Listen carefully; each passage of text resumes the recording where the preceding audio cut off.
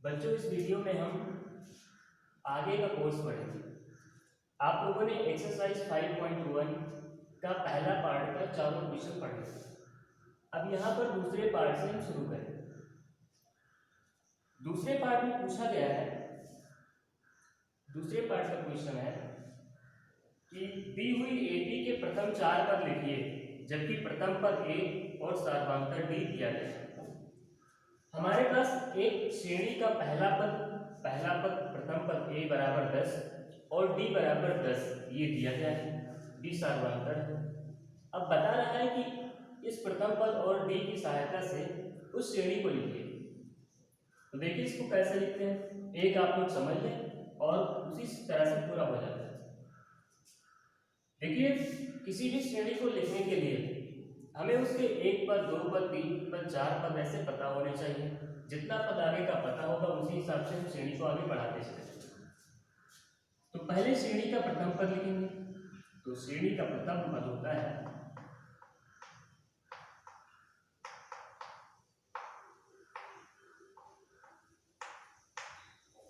श्रेणी का प्रथम पद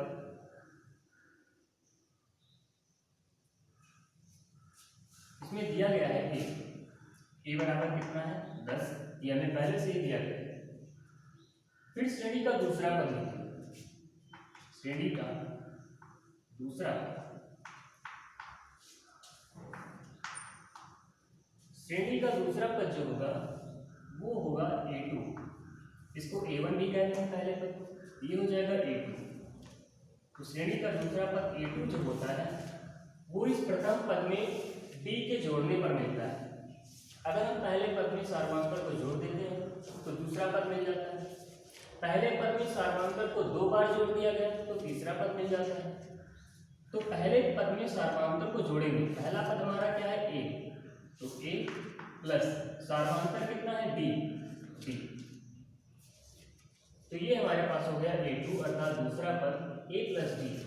अब a कितना है 10 और d कितना है 10, इसलिए दूसरा पद a2 कितना हो गया 20। इस तरह से ऐसे ही श्रेणी का तीसरा पद, श्रेणी का तीसरा पद होगा।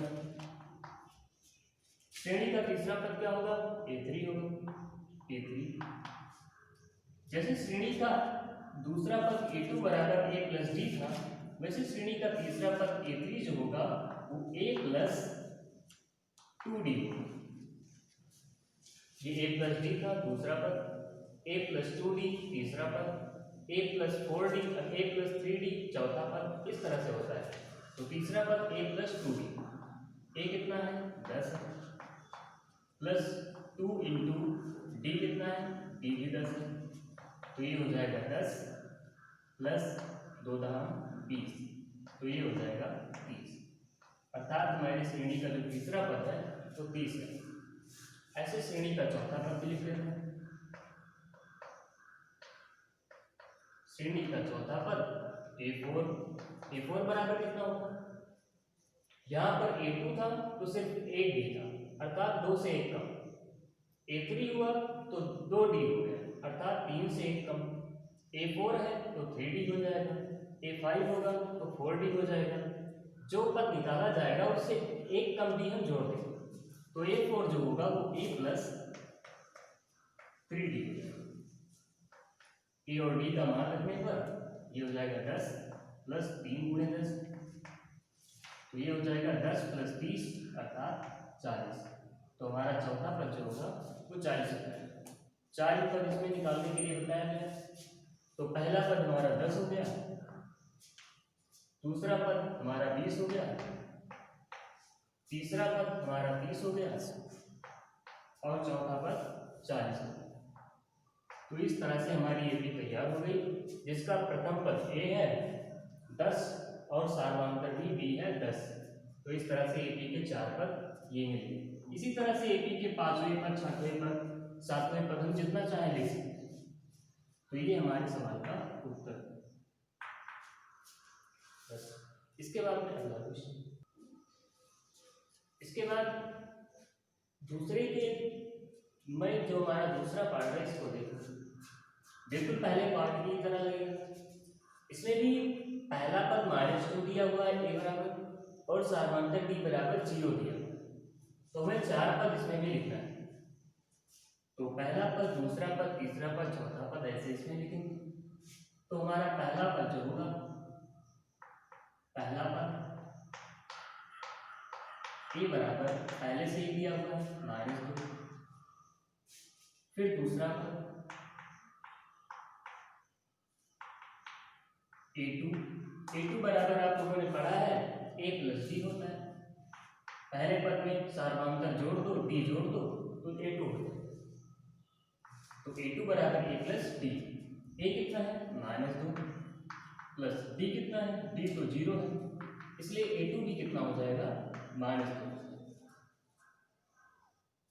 इसके बाद में तीसरा पद,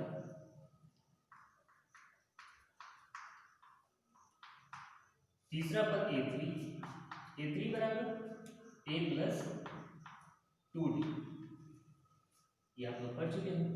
तो a कितना है -2 है प्लस 2 इंटू d कितना है 0 है, तो इसलिए a3 भी कितना होगा -2 + 0 -2 हो जाएगा। इसी तरह से हमारा चौथा पद जो होगा, चौथा पद a4 बराबर a + 3d, ये हो जाएगा -2 + 3 इंटू 0, ये भी कितना होगा -2। तो आप लोग इसमें देख रहे हैं कि जो पहला पद है -2, दूसरा पद a2 भी -2, तीसरा पद भी -2 और चौथा पद भी -2। तो इस श्रेणी का हमें 4 पद लिखना है। तो 4 पद अगर हम लिखेंगे तो पहला पद -2, फिर -2, फिर -2, फिर -2, इस तरह से इसकी श्रेणी के चाहे जितने पद लिखे जाएंगे ये -2 ही होगा। तो ये हमारा आंसर हो गया, श्रेणी के 4 पद हो गए। इसी तरह से तीसरा क्वेश्चन भी हम देखेंगे। तीसरा क्वेश्चन, इसमें a बराबर 4 और d बराबर -3 दिया गया है, वैसे ही करना है इसमें भी। तो पहला पद लिखेंगे,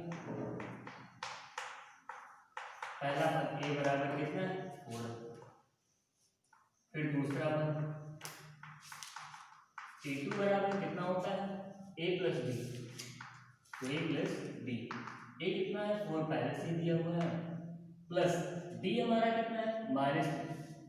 तो याद रखें कि a जो है हमारा 4 है, इसमें क्या ऐड करना है d, और d कितना है -3, तो 4 + -3 इस तरह से लिखेंगे। तो ये हो जाएगा 4 और प्लस माइनस का मल्टीप्लाई माइनस होता है, तो 4 - 3 हो जाएगा और ये हमारा हो जाएगा 1। तो इसलिए जो हमारा a2 होगा वो कितना हो जाएगा 1। फिर तीसरा पद देखेंगे, प्रोसेस वही रहेगा, a3 बराबर a + 2d, a कितना है 4 प्लस 2 इंटू d कितना है -3, तो ये हो जाएगा 4 प्लस 2 3 जा 6 -6, तो ये -6 हो गया। ये हो गया 4 प्लस माइनस का -6, तो 4 - 6 कितना होता है -2, तो इसलिए जो हमारा a3 होगा वो कितना होगा -2। ऐसे ही फिर चौथा पद देखें, a4 बराबर क्या होता है a + 3d,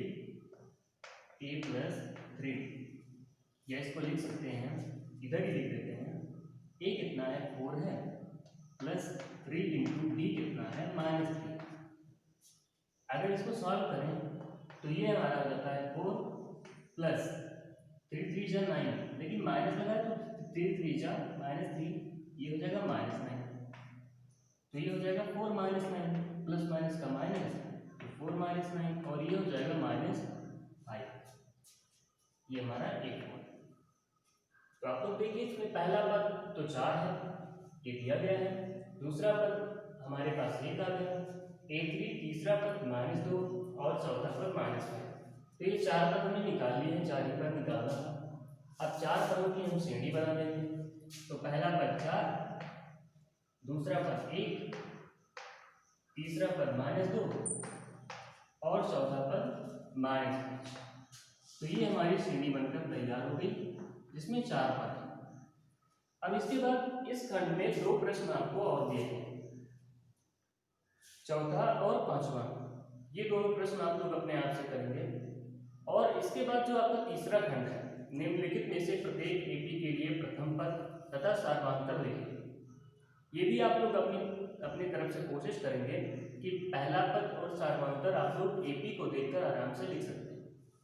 इसके बाद में आपको बताया जाएगा, लेकिन घर पर एक बार अपने आप से, यही आपका होमवर्क समझे, इसको आपको करना है। और इसका जो चौथा खंड है, इसमें कई सारे सवाल दिए गए हैं और आपको पता करना है कि निम्नलिखित में से कौन से एपी हैं। यदि कोई एपी है तो इसका सार्वधातुक ज्ञात कीजिए और इनके 3 और पद लिखिए। आपको इसमें चेक करना है कि जो सवाल आपको दिया गया है उसमें से कौन कौन सा एपी है, कौन कौन सा समांतर श्रेणी में है।